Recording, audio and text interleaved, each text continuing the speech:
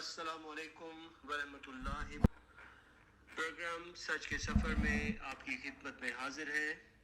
آج کے مہمان خصوصی مکرم و محترم منصور احمد صاحب، سابقہ امیر جماعت احمدیہ اصلاح پسند UK گفتگو فرمائیں گے۔ آج انشاءاللہ تعالیٰ پروگرام کے دوسرا حصے پر ہم گفتگو کریں گے۔ ہم سچ کے سفر پروگرامز میں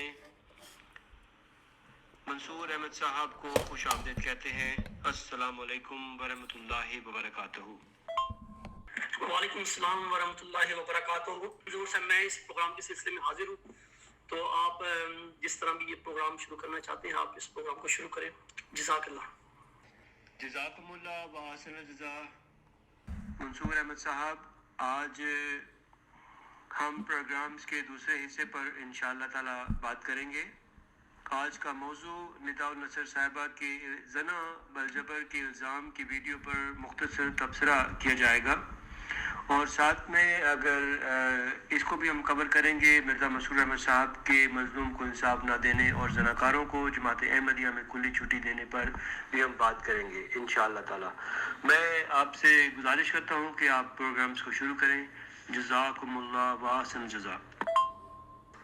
شکریہ ظہور صاحب۔ میں اس پروگرام کو شروع کرتا ہوں۔ سب سے پہلے تو میں تمام دوستوں کا شکر گزار ہوں جو اس پروگرام میں شامل ہوئے، اپنا قیمتی وقت نکال کر اس پروگرام میں شامل ہوئے اور اس کو وہ سنیں گے۔ اسی طرح بعد میں یوٹیوب کے ذریعے بھی جو دوست اس پروگرام کو سنیں گے، میں ان سب کا مشکور ہوں، اور اس کے ساتھ ہی ظہور صاحب کا بھی مشکور ہوں کہ انہوں نے مجھے موقع دیا کہ میں اس پروگرام پر تبصرہ کروں، اس ویڈیو پر تبصرہ کروں۔ جزاک اللہ۔ تو گزشتہ پروگرام میں ہم نے بات کی تھی، کچھ سوالات تھے زنا کے حوالے سے، اس پر ہم نے بات کی تھی اور یہ بتایا تھا قرآن مجید کی روشنی میں اور احادیث کی روشنی میں کہ زنا کی سزا کیا ہوتی ہے۔ تو پھر مختصراً بتا دیتا ہوں کہ سورۃ نور کی آیت 3 کے مطابق زنا کا مرد ہو یا عورت اگر وہ زنا کرے تو اس کی سزا 100 کوڑے ہے۔ اسی طرح سورۃ المائدہ کی آیت نمبر 36 کے مطابق، یہ 34 کے مطابق، اس کی تفسیر میں رسول اللہ صلی اللہ علیہ وسلم نے زنا کرنے والے کو 1 سال کی جلا وطنی اور شادی شدہ اگر زنا کرے تو اسے خواہ وہ مرد ہو یا عورت اسے رجم یعنی سنسار کرنے کی سزا دی ہے۔ تو یہ مختصراً اس کیس کے حوالے سے جو سزاؤں کی بات ہے وہ ہو گئی۔ تو رسول اللہ صلی اللہ علیہ وسلم نے احادیث میں زنا کرنے والا مرد ہو یا عورت جرم ثابت ہونے پر 100 کوڑوں کی سزا دی ہے، اور اسی طرح احادیث میں صحابہ اکرام نے بھی، حضرت عمر اور علی رضی اللہ تعالیٰ عنہ نے بھی اپنے زمانے میں یہی سزائیں دی تھی۔ تو اب میں اپنے اصل آج کے موضوع کی طرف آتا ہوں، تو بات کو شروع کرتا ہوں میں بنی اسرائیل کی آیت نمبر 33 سے۔ اللہ تعالیٰ اس میں فرماتا ہے وَلَا تَقْرَبُوا الزِّنَا إِنَّهُ كَانَ فَاحِشَةً وَسَاءَ سَبِيلًا، اور زنا کے قریب نہ جاؤ، یقیناً یہ بے حیائی ہے اور بہت برا رستہ ہے۔ جماعت احمدیہ قادیان کے جو سربراہ ہیں مرزا مسرور احمد صاحب، ان کی رشتے میں ایک بھتیجی کے درمیان گفتگو کی ایک ویڈیو کچھ عرصہ پہلے انٹرنیٹ پہ اپلوڈ کی گئی تھی، جس میں جماعت کی موجودہ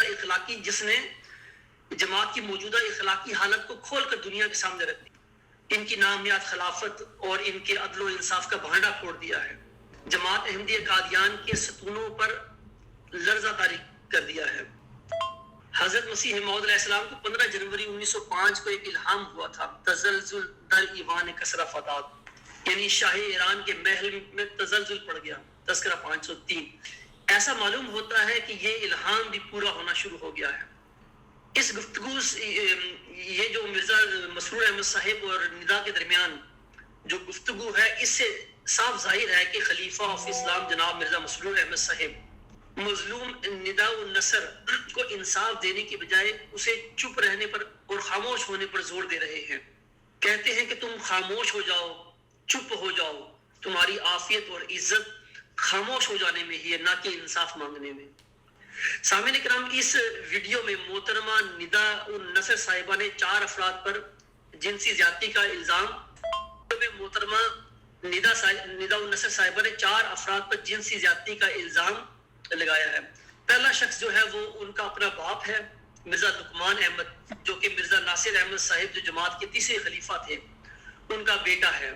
اسی طرح دوسرا شخص جس پہ وہ الزام لگاتی ہے وہ ہے مرزا مسرور احمد صاحب کا سالہ سید محمود احمد شاہ صاحب. اور تیسرا شخص جس پر وہ الزام لگاتی ہیں وہ ہے نواب امت الحفیظ صاحبہ اور مرزا ناصر احمد جو تیسرے خلیفہ تھے ان کا نواسہ ہے, یعنی یہ ندا صاحب کا کزن ہے. اسی طرح چوتھے شخص جو ہیں وہ جن پر الزام وہ لگاتی ہیں وہ ہے ڈاکٹر منور احمد صاحب کے بیٹے ڈاکٹر مبشر احمد صاحب. یہ سارے کے سارے جو افراد ہیں دراصل یہ سارے خاندانی ہیں, حضرت یہ مرزا غلام احمد علیہ السلام کے خاندان کے ہی لوگ ہیں, یہ آپس میں رشتہ دار ہیں. اس ویڈیو میں ندا صاحبہ مرزا مسرور احمد صاحب سے اپنے اوپر ہونے والے مظالم پر انصاف مانگتی ہیں اور مرزا مسرور احمد صاحب کہتے ہیں کہ چپ ہو جاؤ کیونکہ اللہ تعالیٰ کہتا ہے کہ فحاشی چھپاؤ. ظلم جو ہے وہ باقاعدہ کسی فورم پر جا کر ظاہر ہونا ہوتا ہے جس کے لیے درخواست دینی پڑتی ہے کہ جو ظلم مجھ پر ہوا ہے اس کا مداوع کیا جائے وغیرہ. خلیفہ کا کام انصاف کے ساتھ فیصلہ کر کے عدل و انصاف قائم کرنا ہوتا ہے, نہ کہ مظلوم کی زبان بندی کر کے ظلم پر پردے ڈالنا وغیرہ. قرآن کریم میں معاشرے میں پھیلتی فحاشی چھپانے کا کوئی حکم ایسا نہیں ہے کہ معاشرے میں فحاشی کھل کر سامنے آ جائے, عادلوں کے پاس پہنچ جائے, کورٹ کے پاس پہنچ جائے, قاضی کے پاس پہنچ جائے تو وہ اس پہ کہ اس پہ مٹی ڈالو, تم خاموش ہو جاؤ. ایسا نہیں, ایسا کوئی حکم نہیں ہے. تو اللہ تعالیٰ نے قرآن کریم میں سورۃ نور کی آیت 19 میں اللہ تعالیٰ فرماتا ہے ان اللہ یحبون ان تشیع الفاحشۃ فی الذین آمنوا لهم عذاب علیم. جو لوگ اہل ایمان کے درمیان فحاشی پھیلانا پسند کرتے ہیں ان کے لیے دردناک عذاب ہے. بدقسمتی سے آج جماعت احمدیہ میں جو فحاشی کے واقعات عام ہوتے نظر آتے ہیں یہ اسی وجہ سے ہیں کہ ماضی میں جماعت میں عدل و انصاف نہیں ہوتا رہا.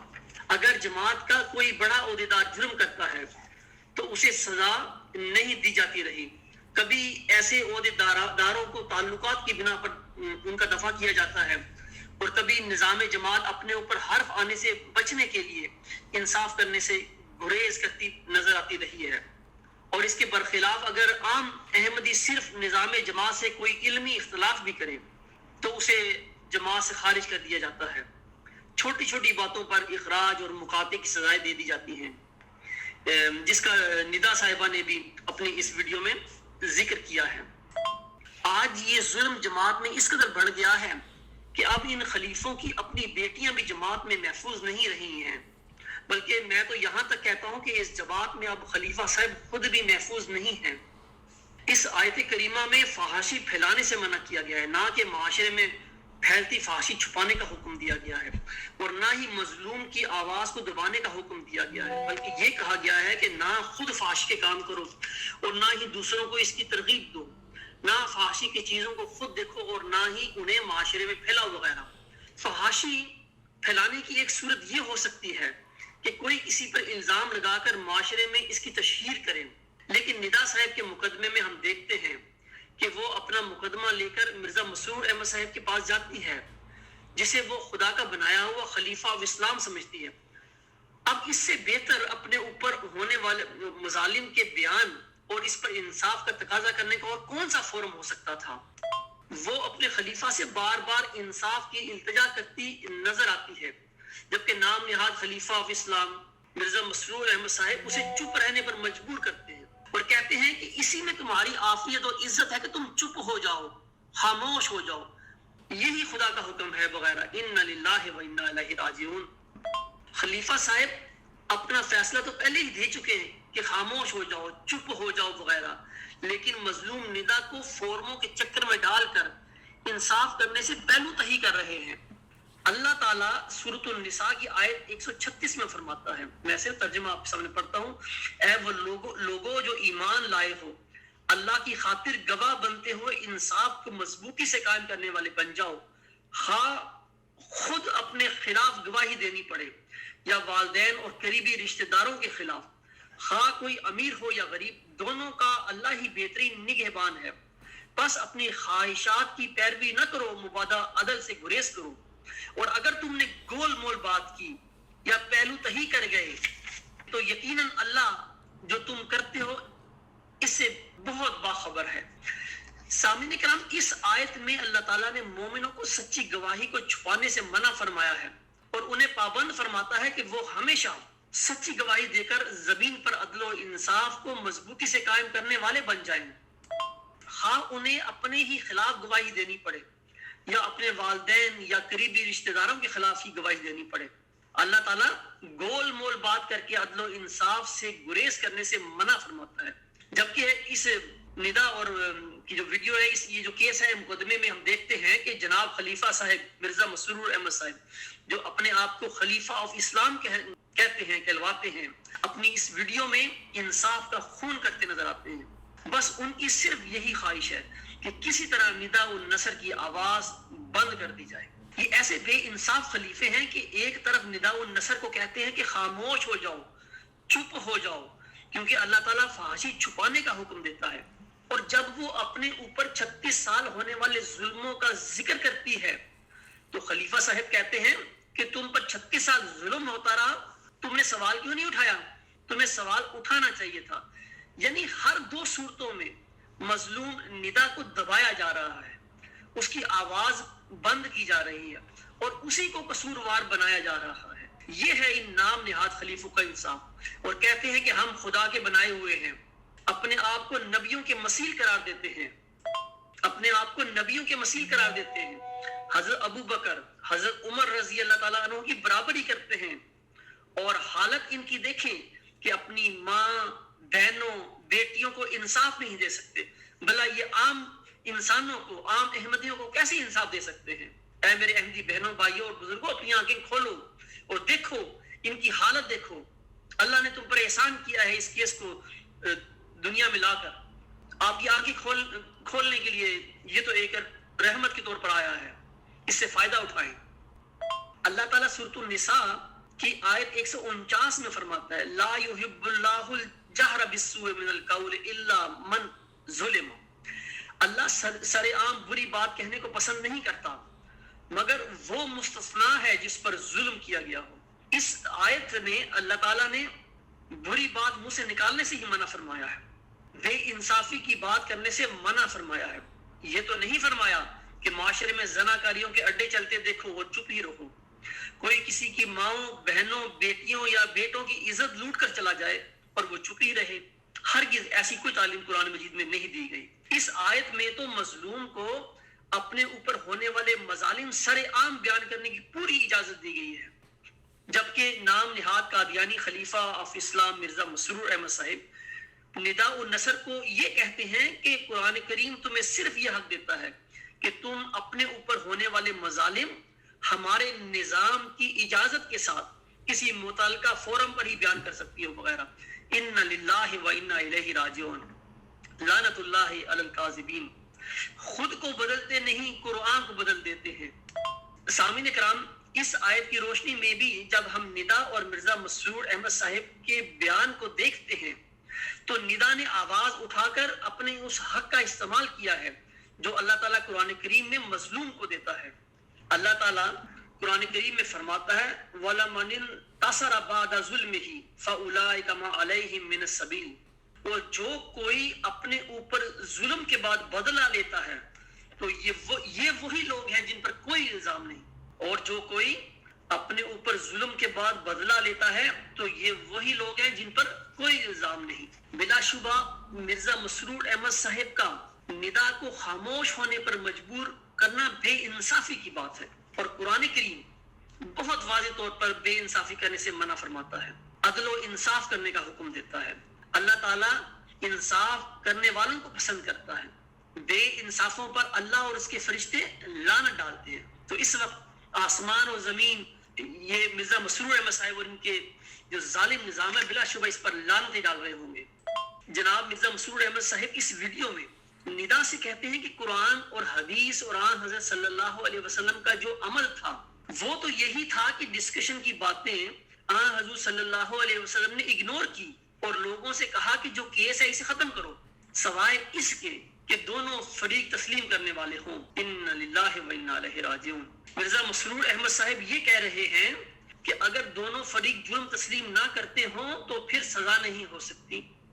جناب مرزا مسرور احمد صاحب دجل کرتے ہوئے اس جھوٹی تعلیم کو قرآن کریم اور حدیث اور آن حضور صلی اللہ علیہ وسلم کی طرف منسوخ کرتے ہیں۔ زنا جو ہے وہ دونوں فریق کی رضامندی سے ہوتا ہے، اس میں کوئی مظلوم نہیں ہوتا، بلکہ دونوں ہی ظالم ہوتے ہیں اور وہ اپنے نفسوں پر ہی ظلم کرتے ہیں۔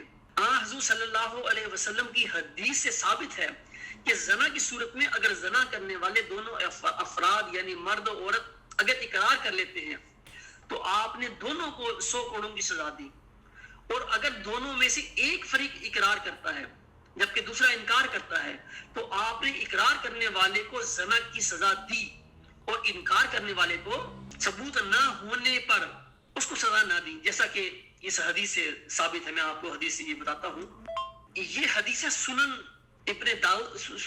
ابو داؤد کی حدیث ہے اور حدیث نمبر ہے 4467۔ سیدنا سہل بن سعد رضی اللہ تعالیٰ عنہ سے روایت ہے کہ ایک شخص نبی کریم صلی اللہ علیہ وسلم کی خدمت میں حاضر ہوا، اس نے ایک عورت کے ساتھ زنا کرنے کا اقرار کیا، اس نے آپ صلی اللہ علیہ وسلم کے سامنے اس عورت کا نام بھی لیا، تو رسول اللہ صلی اللہ علیہ وسلم نے اس عورت کو بلوایا اور اس سے اس بارے میں پوچھا، تو عورت نے زنا سے انکار کیا، تو آپ صلی اللہ علیہ وسلم نے اس شخص کو حد کے کوڑے لگائے اور عورت کو چھوڑ دیا۔ جناب مرزا مسرور احمد صاحب دیکھیے، رسول اللہ صلی اللہ علیہ وسلم نے اقرار کرنے والے مرد کو 100 کوڑے لگائے اور جس نے انکار کیا اور اس کے خلاف ثبوت نہیں تھا اس کو چھوڑ دیا۔ آپ کہہ رہے ہیں کہ جب تک دونوں فریق تسلیم نہ کرتی وہ سزا نہیں ہو سکتی، جھوٹی بات رسول اللہ صلی اللہ علیہ وسلم کی طرف منسوخ کر رہے ہیں۔ نداء النصر کا کیس تو زنا کا کیس ہی نہیں ہے بلکہ زنا بالجبر کا کیس ہے۔ نداء النصر کا کیس تو زنا کا کیس نہیں بلکہ زنا بالجبر کا کیس ہے۔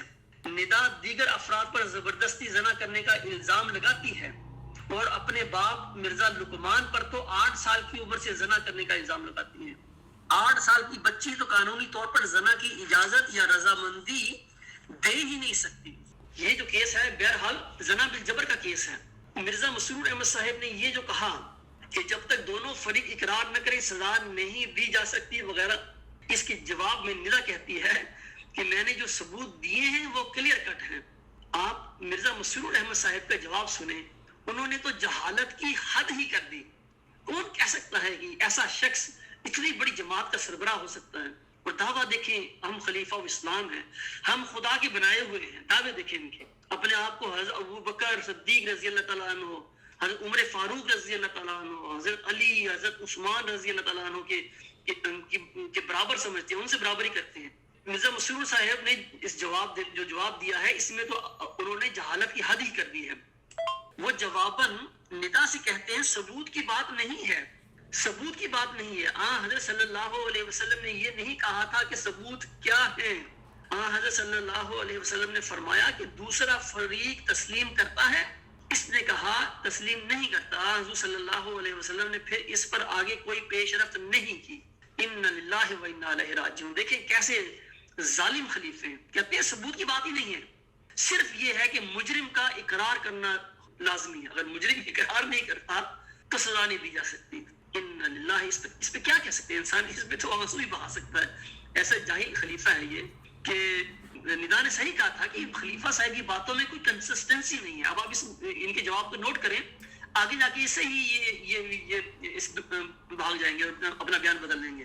یہاں ندا صاحبہ بھی سمجھ گئی کہ خلیفہ صاحب سچی بات نہیں کر رہے بلکہ دجل کر رہے ہیں۔ وہ کہتی ہیں کہ قرآن کہتا ہے کہ سچی گواہی دو یہاں تک کہ اپنے ماں باپ اور قریبی رشتہ داروں کے خلاف ہو۔ بہت خوبصورت بات کی ندا نے، اس سے اچھا جواب اور کیا ہو سکتا تھا؟ خدا کے بنائے ہوئے اس نام نہاد خلیفہ آف اسلام کی حالت قابل افسوس ہے۔ کہتے ہیں کہ یہ اس صورت میں ہے کہ اگر کسی کا حق مارا جا رہا ہو، یعنی اگر کسی کا حق مارا جا رہا ہو تو سچی گواہی دو، وگرنہ چپ سادھ لو اور انصاف کرنے کی کوئی ضرورت نہیں ہے۔ ان للہ و انا الیہ راجعون۔ ایسی جہالت کی باتیں کرتے ہیں اور پھر ان جہالت کی باتوں کو قرآن کریم جو نور ہی نور ہے، جو ہدایت ہے، اور حضور صلی اللہ علیہ وسلم کی احادیث جو قرآن کی تفسیر ہیں اس کی طرف منسوخ کرتے ہیں۔ دیکھیں اپنے ناجائز عزائم کی تکمیل کے لیے یہ نہ قرآن کو بخشتے ہیں، نہ اللہ کو بخشتے ہیں، نہ اللہ کی کتاب کو بخشتے ہیں، نہ اللہ کے رسول کو بخشتے ہیں، نہ اللہ کے مہدی کو بخشتے ہیں۔ یہ کسی کے نہیں ہے، یہ تمہارے نہیں ہو سکتے۔ یہ ظالم لوگ ہیں، ان کا اپنا ایجنڈا ہے، ان کا اپنا یہ دھندا ہے، دکانداری ہے، یہ انہوں نے اس کو ہی چلانا ہے، آپ کے یہ خیر خواہ ہرگز نہیں ہے، خدا را آنکھیں کھولیں۔ خلیفہ صاحب کی باتوں سے ایسا معلوم ہوتا ہے کہ ہاتھی کے دانت کھانے کی اور دکھانے کی اور کے محاورے کے تحت انہوں نے اپنا کوئی الگ ہی قرآن بنایا ہوا ہے، جہاں سے آیت پڑھ کر بیان کر رہے ہیں اور لوگوں کو دکھانے کے لیے اپنی ویب سائٹ پر اصل قرآن ڈالا ہوا ہے، جس کا ندا صاحبہ نے بھی ذکر کیا ہے۔ ندا صاحبہ کہتی ہیں کہ کیا میرا حق کوئی مارا نہیں کیا؟ 36 سال میرے مارے نہیں گئے، بہت اچھا ہوا جو میرے ساتھ ہوا۔ مرزا مسرور احمد صاحب ندا کو جواباً کہتے ہیں کہ تمہارا حق مارا گیا، تم نے 36 سال سوال نہیں اٹھایا جو تمہیں اٹھانا چاہیے تھا۔ اس پر شریعت کہتی ہے کہ 4 گواہ چاہیے ہوتا ہے۔ اب پہلے کہتے ہیں گواہ کی بات ہی نہیں، آپ کہتے ہیں 4 گواہ ہونے چاہیے۔ حضور صلی اللہ علیہ وسلم نے فرمایا ہے کہ چاہے وہ مرد ہو یا عورت، اگر دوسرا فریق تسلیم نہیں کرتا، زنا ہو یا زنا بالجبر، اس میں 4 گواہ درکار ہیں، دونوں فریق اقرار کرتے ہوں پھر سزا ملتی ہے، اگر نہیں اقرار کرتے ہوں تو پھر سزا نہیں ملتی۔ ریپ کے لیے بھی گواہوں کی ضرورت ہوتی ہے۔ یہ مرزا مسرور احمد صاحب کی جاہلانہ تعلیم ہے جو اس کو قرآن کریم اور احادیث کی طرف منسوخ کرتے ہیں۔ اب جب ندا نے اپنے اوپر ہونے والے مظالم پر سوال اٹھایا ہے تو اس کا منہ بند کیا جا رہا ہے، اور دوسری طرف 36 سال ظلم سہنے پر کہا جا رہا ہے کہ اس وقت سوال کیوں نہیں اٹھایا تھا، سوال اٹھانا چاہیے تھا۔ خاکسار نے حدیث کی روشنی میں یہ بتایا ہے کہ زنا کی صورت میں بھی اگر کوئی ثبوت نہ بھی ہو اور زنا کرنے والے دونوں فریقین میں سے ایک بھی اقرار کر لے تو اقرار کرنے والے کو سزا دی جاتی ہے، اور جو انکار کر دے اس کا ثبوت، اس کا معاملہ اللہ کے حوالے ہوتا ہے۔ یعنی ثبوت نہ ہونے کی صورت میں 4 گواہ یا ثبوت نہ ہونے کی صورت میں اس کا پھر معاملہ اللہ کے حوالے ہوتا ہے۔ یہ صرف زنا کی صورت میں ہے، زنا بالجبر کی صورت میں ایسا نہیں ہے صرف، اور یہ بھی زنا کی صورت میں بھی اس صورت میں ہے جب زنا کا الزام پاک دامن عورت پر لگایا جائے اور 4 گواہ نہ ہو، صرف اس صورت میں ہے۔ لیکن مرد کے اوپر اگر الزام ہو تو 4 گواہوں کی قرآن کریم میں احادیث میں کوئی شرط نہیں ہے۔ مرد کے اوپر الزام کی صورت میں 4 گواہوں کی کوئی شرط نہیں ہے، یہ میں آگے جا کے بتاؤں گا۔ مرزا مسرور صاحب کا بار بار ندا النصر صاحبہ کو یہ فرمانا کہ ایک شخص اسلام کے برخلاف بات کر رہا ہو تو اس کی بیعت میں رہنے کا کیا فائدہ، اس حوالے سے بھی آپ بات کریں، کیونکہ آپ نے یہ ثابت کر دیا کہ مرزا مسرور احمد صاحب ندا النصر صاحبہ سے جب گفتگو فرما رہے تھے تو قرآن سے ہٹ کر بات کر رہے تھے، حدیث سے ہٹ کر بات کر رہے تھے اور غلط باتیں اسلام کی طرف منسوخ کر رہے تھے، تو ایسے شخص کی بیعت میں رہنے کا کیا فائدہ؟ احمدیوں کو تو سوچنا چاہیے کہ آپ کو اللہ تعالیٰ کی طرف سے فضل اور رحمت کا نشان دیا گیا، اس کی صداقت میں یہ سارے نشانات خدا تعالیٰ ظاہر کر رہا ہے کہ یہ شخص اسلام کا خلیفہ نہیں بلکہ یہ ایک ظالم اور جابر انسان ہے۔ منصور صاحب اس کے بارے میں بھی کچھ وضاحت فرمائیے گا۔ کہا حضور صلی اللہ علیہ وسلم نے صرف زنا بالجبر کی صورت میں حضور صلی اللہ علیہ وسلم نے صرف مظلوم کی شہادت پر آپ نے رجم کی سزا دی ہوئی ہے۔ قرآن کریم کے مطابق اگر مرد پر زنا یا ریپ کا الزام ہو تو جرم ثابت کرنے کے لیے 4 عینی گواہوں کی کوئی شرط نہیں ہے۔ یہ شرط صرف اور صرف پاک دامن عورتوں کے لیے ہے کہ الزام لگانے والا 4 گواہ پیش کرے، جیسا کہ اللہ تعالیٰ سورۃ نور کی آیت 5 میں فرماتا ہے۔ میں ترجمہ صرف آپ کے سامنے رکھتا ہوں۔ اللہ تعالیٰ فرماتا ہے وہ لوگ جو پاک دامن عورتوں پر تہمت لگاتے ہیں پھر 4 گواہ پیش نہیں کرتے تو انہیں 80 کوڑے لگاؤ اور آئندہ کبھی ان کی گواہی قبول نہ کرو، اور یہی لوگ ہیں جو بد کردار ہیں۔ اسی طرح اللہ تعالیٰ سورۃ النساء کی آیت 16 میں فرماتا ہے، اللہ تعالیٰ فرماتا ہے اور تمہاری عورتوں میں سے وہ جو بے حیائی یعنی زنا کی مرتکب ہوئی ہوں ان پر اپنے میں سے 4 گواہ بنا لو، پس اگر وہ گواہی دیں تو ان کو گھروں میں روک رکھو یہاں تک کہ ان کو موت آ جائے یا ان کے لیے اللہ کوئی اور رستہ نکال دے۔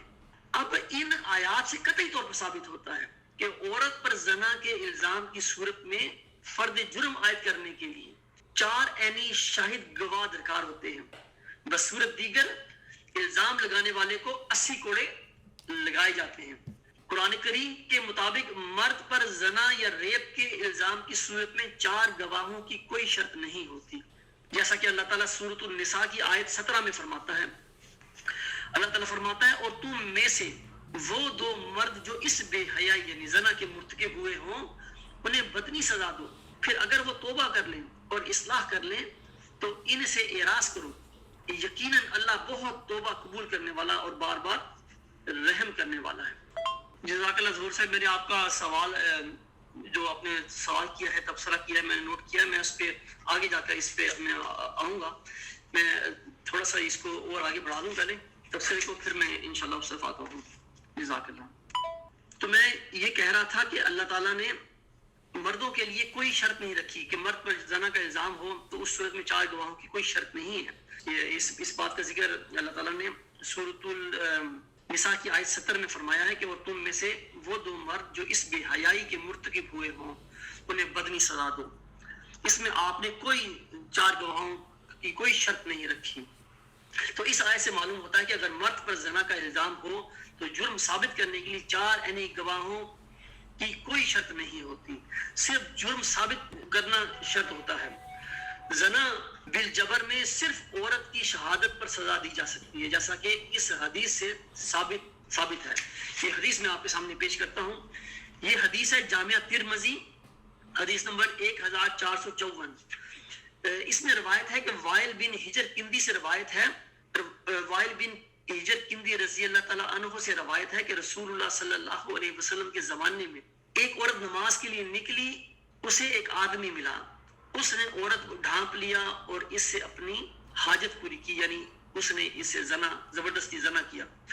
وہ عورت چیخنے لگی اور وہ چلا گیا، پھر اس کے پاس سے ایک دوسرا آدمی گزرا تو یہ عورت بولی کہ اس دوسرے آدمی نے میرے ساتھ ایسا یعنی زنا کیا ہے، اور اس کے پاس سے مہاجرین کی بھی ایک جماعت گزری تو یہ عورت بولی کہ اس آدمی نے میرے ساتھ ایسا یعنی زنا کیا ہے۔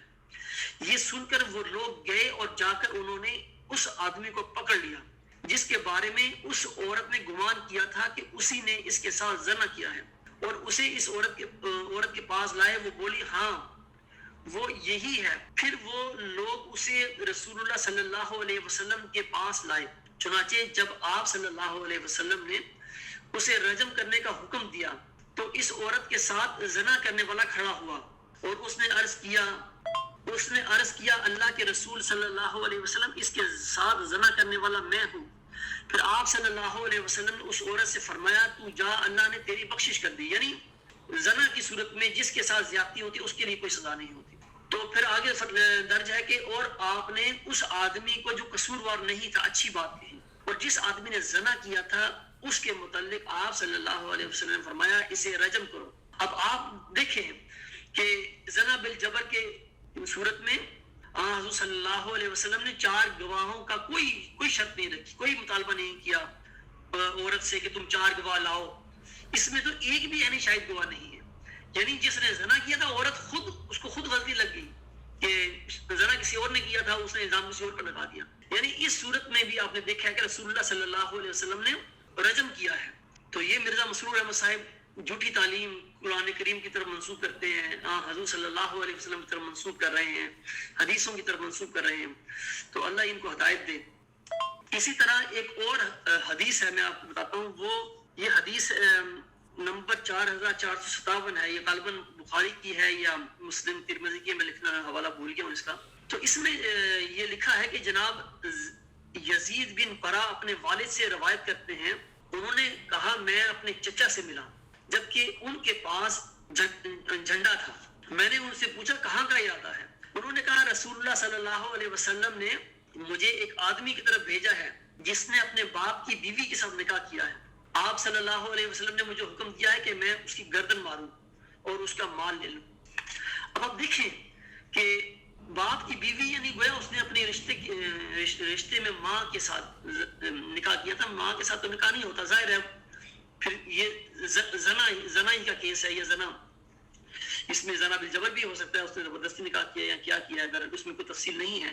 لیکن آپ دیکھیں کہ رسول اللہ صلی اللہ علیہ وسلم نے کوئی 4 گواہوں کا مطالبہ نہیں کیا کہ اس نے نکاح کے بعد اس نے مباشرت کی بھی ہے کہ نہیں، اس نے زنا کیا ہے کہ نہیں کیا، کچھ بھی نہیں۔ عورت کو چھوڑ دیا آپ نے، لیکن مرد کو اس کو قتل کروا دیا، کوئی 4 گواہ نہیں ہے اس میں بھی۔ اور یہ دراصل محرم کے ساتھ زنا کیا نا، کیونکہ ماں کے ساتھ تو نکاح نہیں ہو سکتا تھا۔ تو جی ضرور صاحب، آپ نے یہ بات کی ہے کہ مرزا مسرور احمد ندا کو مرزا مسرور احمد صاحب کی بیعت میں رہنے کا کیا فائدہ. یہ تو ظالم لوگ ہیں، اسلام سے ان کا کوئی تعلق نہیں، قرآن مجید کے خلاف یہ باتیں کرتے ہیں. ان کی ساری جو یہ عقائد ہیں، جو بھی اس کیس میں جو بھی یہ باتیں کر رہے ہیں، یہ تو کھلی کھلی اسلام کے خلاف ہیں، قرآن کریم کے خلاف ہیں. تو ایسے شخص کی بیعت میں رہنے کا کیا فائدہ ہے؟ تو اصل میں بات آپ کی درست ہے کہ یہ لوگ کو خلیفہ وغیرہ نہیں ہے، بلکہ یہ تو بلائے دمشق ہے جس پر ان لوگوں نے حضرت مسیح موعود علیہ السلام کی جماعت پر قبضہ کیا ہوا ہے. تو نہ یہ خلیفہ ہیں، لیکن یہ بس ڈھونگ رچایا ہوا ہے. لوگوں کی جو محبت تھی حضرت مسیح موعود علیہ السلام کے ساتھ، اس کا انہوں نے ناجائز فائدہ اٹھایا. آج تک 100 سال 130 سال ہو گئے ہیں، یہ اس محبت سے کا ہی ناجائز فائدہ اٹھا رہے ہیں. احمدیوں کو چاہیے کہ سوچیں کہ یہ لوگ کیا کر رہے ہیں. پہلے عام خواتین کے ساتھ زنا کے کیس ہوتے تھے اور طرح طرح کے کیس جماعت میں یہ اس طرح کے سامنے آتے رہتے تھے، لیکن ہم لوگ یقین نہیں کرتے تھے، نہیں یہ تو جماعت، ہمارے خلیفے ایسے نہیں ہو سکتے، ہمارے مولوی ایسے نہیں ہو سکتے. لیکن آج ندا جیسی مطلب خاندان کے اندر ایک اہم ترین انسان یہ گواہی دے رہا ہے کہ یہ نظام کوئی نہیں، یہ مافیا ہے، یہ کوئی اسلامی نظام نہیں ہے، مافیا ہے. تو وہ تو خود اقرار کرتی ہے اس بات کا کہ یہ مافیا ہے، یہ کوئی نظام نہیں ہے، یہ کرپٹ ہو گئے، خراب ہو گئے. تو جہاں تک بیعت میں ندا کا رہنے کی بات ہے تو وہ تو صاف نظر آ رہا ہے کہ ندا نہیں چاہتی کہ یہ مرزا مسرور احمد صاحب یا نظام جماعت اس کیس کو غلط رنگ دے دیں کہ دیکھو جی یہ جماعت چھوڑ کے چلی گئی ہے. تو وہ بھی سمجھدار ہے اور اس کے پیچھے بھی سمجھدار لوگ ہیں. ظاہر ہے وہ ایسے اس طرف نہیں جائے گی کہ بیعت سے باہر آئے، کیونکہ وہ جماعت کے فیور میں چلا جائے گی بات، پھر اس کو اور رنگ مل جائے گا. تو وہ بہت اچھا کر رہی ہے، میرے خیال فی الحال اس کو ایسا ہی کرنا چاہیے. اچھا دوسری بات، ندا نے اس ویڈیو میں ایک حضرت مسیح موعود علیہ السلام کا ایک الہام ہے، 6-7 نومبر 1907 کا الہام ہے، اس کا ذکر کیا ہوا ہے. چھپی ہوئی بات والا الہام کا ذکر کیا ہے کہ دیکھ میں تجھے ایک نہایت چھپی ہوئی بات بتاتا ہوں. اس طرح کے حضرت مسیح وسلم کا الہام ہے، اس کی طرف بھی اس نے اشارہ کیا ہے اور اس کو اپنے اس جو کیس ہے اس پر اس نے اپلائی کیا ہے کہ یہ معلوم ہوتا ہے. اور مرزا صاحب مسرور صاحب کی رائے بھی لینے کی کوشش کی، لیکن مرزا مسرور صاحب نے کیا رائے دینی تھی. تو یہ الہام میں آپ کے سامنے پڑھنا چاہتا ہوں یہاں پہ. تو یہ 6-7 نومبر 1907 کا الہام ہے. تو میں ترجمہ پڑھتا ہوں. میں ایک پاک اور پاکیزہ لڑکے کی خوشخبری دیتا ہوں، لڑکے یعنی غلام کی خوشخبری دیتا ہوں. اے میرے خدا پاک اولاد مجھے بخش. میں تجھے ایک لڑکے کی یعنی غلام کی خوشخبری دیتا ہوں جس کا نام یحییٰ ہے. معلوم ہوتا ہے اس کا مطلب یہ ہے کہ وہ زندہ رہنے والا ہے. تو دیکھے گا کہ تیرا رب ان مخالفوں سے کیا کرے گا جو تیرے معدوم کرنے کے لیے حملے کرتے ہیں. خدا ان کو پکڑے گا اور یہ خدا کا بندہ اکیلا رہے گا، اس کے ساتھ کوئی شریک نہ ہوگا. حق آ گیا اور باطل بھاگ گیا، یعنی باطل بھاگ جائے گا. ایک شخص کی موت قریب ہے، ایک شخص کی موت قریب ہے. خدا ہر ایک بوجھ کو آپ اٹھائے گا. اس کے معنی اب تک معلوم نہیں ہوئے، آئندہ خدا قادر ہے کہ تفصیل ظاہر کر دے. جو شخص تیری خدمت کرتا ہے اس نے ایسا کام کیا کہ گویا سارے جہان کی خدمت کی، اور جو شخص تجھ کو دکھ دیتا ہے اس نے ایسا کام کیا کہ گویا ساری دنیا کو دکھ دیا. آپ فرماتے ہیں کہ اس کے بعد ایک اور الہام ہے جس کے اظہار کی اجازت نہیں، شاید بعد میں اجازت ہو جائے. اس کا پہلا فکرہ یہ ہے، دیکھ میں ایک نہایت چھپی ہوئی بات پیش کرتا ہوں.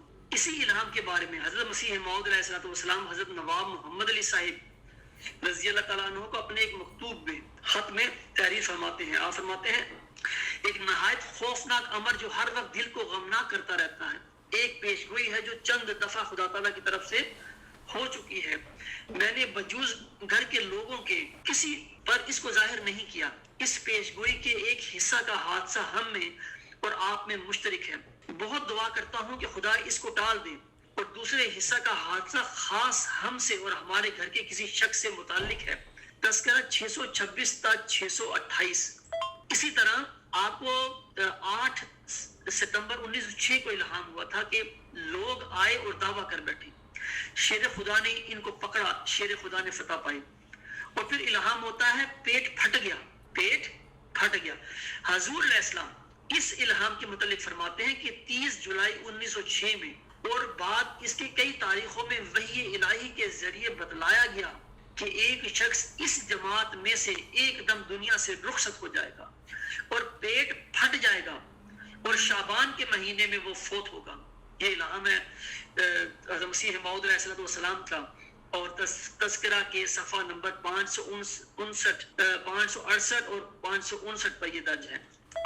ایک موقع پر ندا صاحبہ مرزا مسرور صاحب سے پوچھتی ہیں کہ جو باتیں بابا یعنی مرزا لقمان کے بارے میں آپ سے کہی ہیں، کیا آپ نے ان باتوں کا ذکر ان سے کیا تھا، یعنی مرزا لقمان سے کیا تھا، ان سے پوچھا تھا؟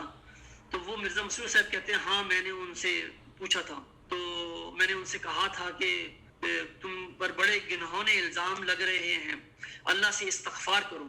تو یہ الفاظ بتا رہے ہیں کہ مرزا مسرور احمد صاحب جانتے تھے کہ یہ بدکردار آدمی ہے. اگر وہ نیک و شریف ان کی نظر میں ہوتا تو وہ کیوں اسے کہتے کہ بھائی تم پر یہ گنہونے الزام لگ رہے ہیں، استغفار کرو؟ وہ کہتے، وہ تو اس کے ساتھ کھڑے ہوتے، کہتے کہ بھائی یہ تو ہو ہی نہیں سکتا، مرزا لقمان تو ہمیں جو خلیفہ بنتا ہے اسے انگوٹھیاں پہنانے کی اس کی جاب ہے. حضرت مسیح موعود علیہ السلام کو کوٹ یہ پہناتا ہے اس کو، خلیفہ صاحب کو جب وہ بنتے ہیں تو یہ تو بڑا پاک صاحب آدمی، یہ تو ایسا ہو ہی نہیں سکتا. تو ان کا فطرتی جواب دیکھیں، وہ مرزا لقمان کو کہتے ہیں تم پر بڑے گنہونے الزام لگ رہے ہیں، استغفار کرو، توبہ استغفار کرو. اور پھر آگے کئی دفعہ وہ یہ کہتے ہیں کہ اس کیس کا کچھ نہیں ہو سکتا، تم چپ ہو جاؤ، اسی میں تمہاری عزت ہے. اب ان کو توبہ طائب کرنی پڑے گی. وہ توبہ طائب کہتے ہیں، توبہ طائب تو وہی کرے گا نا جس نے کچھ زنا کیا ہے. خلیفہ صاحب کو کیا حق کہ ایک کیس کے فیصلے میں ایک مجرم جس نے کوئی جرم ہی نہیں کیا اس کو کہ بھائی تم توبہ طائب کرو؟ کس بات میں توبہ طائب کرے ہو؟ تو ان سب باتوں سے پتہ لگتا ہے کہ یہ مرزا مسرور صاحب کو پتہ ہے کہ یہ کیا چل رہا ہے. ظاہر ہے ایک لمبے عرصے سے یہ خاندان میں چل رہا ہے، یہ زناکاریاں ہو رہی ہیں، ان سب کو پتہ ہے اس میں، اور کئی لوگ اس میں سے مستفید ہوئے ہوں گے. ظاہر ہے جب ایک معصوم بچی کو چھوٹی عمر میں انہوں نے لائن پہ چڑھا دیا تو پھر ظاہر ہے اس کی کمزوری کا فائدہ اٹھایا ہے خاندان کے لوگوں نے بہت. تو یہ الفاظ بتا رہے ہیں کہ مرزا مسرور احمد صاحب کامل یقین تھا کہ ندا جو الزام لگا رہی ہے وہ بالکل سچے ہیں. اور پھر دوسری جگہ کہتے ہیں کہ اب تم بچ کر آ گئی ہو یا بچ گئی ہو تو اس معاملے کو ختم کرو، تو انہیں توبہ طائب کرنی ہوگی وغیرہ. یہ سب باتیں بتا رہی ہیں کہ وہ سب مرزا مسرور صاحب سب تحقیق کر چکے ہیں، بلکہ عرصہ دراز سے وہ جانتے ہیں کہ یہ الزامات سچے ہیں، لیکن پھر بھی انصاف کرنے سے پہلو تہی کر رہے ہیں. ایسی معلوم ہوتا ہے کہ وہ انصاف کر ہی نہیں سکتے کیونکہ وہ ایک بہت ہی کمزور خلیفہ ہیں. خلیفہ کیا ہیں؟ یہ بر جماعت کے سربراہ ہیں، نام یاد خلیفہ ہیں. انصاف کرنا اور نہ کرنا دونوں صورتوں میں ان کو یکساں مسائل نظر آ رہے ہیں کہ نیچے مافیا بہت طاقتور ہو گیا ہے. میں تو یہاں تک سمجھتا ہوں کہ مسئلہ صرف ظالم کو سزا دلوانے کا نہیں، بلکہ یہ جھگڑا اس بات پر ہے کہ آگے خلیفہ کون ہوگا. یا نیچے مافیا نظام جماعت اب خلیفہ جی کو یہ پیغام دے رہا ہے کہ آئندہ خلیفہ سے متعلق کسی قسم کی نومینیشن کو ہم ہرگز قبول نہیں کریں گے، باقی اللہ بہتر جانتا ہے. جی ظہور صاحب میں نے تو اس پر مختصر تبصرہ کر دیا، تو اگر کوئی آپ کا سوال ہے تو بتا دیں، پھر آپ دیکھ لیں جیسے اس پروگرام کو آپ نے وائنڈ اپ کرنا ہے. جزاک اللہ. نشان کو دیکھ کر انکار کب تک پیش جائے گا؟ نشان کو دیکھ کر انکار کب تک پیش جائے گا؟ ارے ایک اور جھوٹوں پر قیامت آنے والی ہے. خدا تعالیٰ نے یہ نشان دکھایا، جیسا کہ منصور صاحب آپ نے قرآن مجید کی روشنی سے احادیث سے پیش کیا کہ مرزا مسرور احمد صاحب ندا النصر صاحبہ کے ساتھ اس آڈیو میں جو گفتگو کر رہے تھے اس کا اسلام کے ساتھ کوئی تعلق نہیں، اور جو ہدایات وہ دے رہے تھے ان ہدایات کا بھی اسلام کے ساتھ کوئی تعلق نہیں. ہم دعا کرتے ہیں کہ اے احمدی بھائیوں، خدا کے لیے خدا تعالیٰ نے نشان کو ظاہر کیا کہ آپ دیکھیں کہ یہ جو دعویٰ کرتے ہیں کہ ہم خدا کی طرف سے خلیفہ ہیں، ان کی حالت دیکھو، نہ یہ قرآن سے بات کرتے ہیں نہ حدیث سے، یہ صرف اور صرف جھوٹ پر اپنی عمارت بنائے بیٹھے ہیں. اپنی آنکھیں کھولو، اللہ تعالیٰ آپ لوگوں کو صراط المستقیم پر چلنے کی توفیق عطا فرمائے. اللہ تعالیٰ آپ لوگوں کی آنکھیں کھولے کہ وہ رحمت کا نشان جو امت محمدیہ کو، حضرت مرزا غلام احمد قادیانی علیہ السلام کو، رسول پاک صلی اللہ علیہ وسلم کو دیا گیا، اس کے اطاعت اور فرما بردار بنائے اور احمدیت کی خدمت کی توفیق بخشے. آمین. منصور صاحب میں آپ کا بہت ہی مشکور ہوں. ہم اس پروگرام کو یہاں پر ختم کرتے ہیں.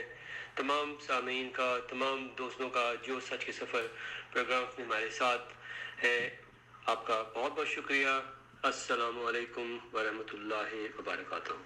جی اب ہم منصور صاحب گروپ کو کھول دیں گے اور انشاءاللہ تعالی آپ کے ساتھ پروگرامز کنٹینیو رکھیں گے. جلدی اناؤنس کریں گے کہ اگلا پروگرام کس موضوع پر ہم آپ کے ساتھ کریں گے. آپ کا بہت بہت شکریہ. آپ کا ایک منفرد انداز ہے جس طریقے سے آپ دلائل سے بات کرتے ہیں. We are very grateful and thank you for participating in سچ کے سفر. السلام علیکم ورحمۃ اللہ وبرکاتہ. اگر کوئی دوست سوال کرنا چاہتے ہیں اس حوالے سے تو پلیز ہم نے گروپ کو کھول دیں گے, آپ سوال کر سکتے ہیں. منصور صاحب بھی ہمارے ساتھ کچھ دیر تک یہاں پر ہوں گے, تو اس حوالے سے جزاک اللہ. السلام علیکم. جزاک اللہ ظہور صاحب. تمام سامعین کا بھی شکر گزار ہوں کہ جو انہوں نے اپنا قیمتی وقت میں سے وقت نکالا اور اس پروگرام کو سنا. السلام علیکم ورحمۃ اللہ وبرکاتہ. اللہ وبرکاتہ.